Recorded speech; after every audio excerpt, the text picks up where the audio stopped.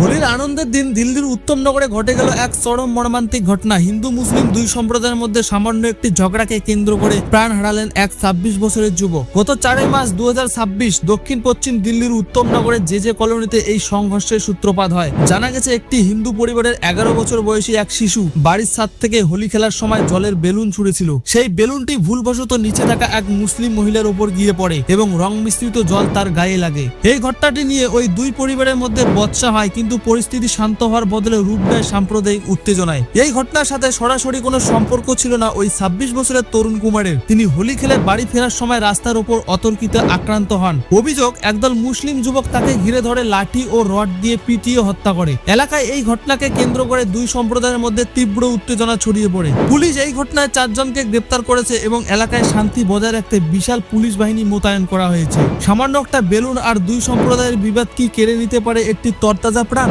আইনের পথে বিচার হোক, এটাই কাম্য।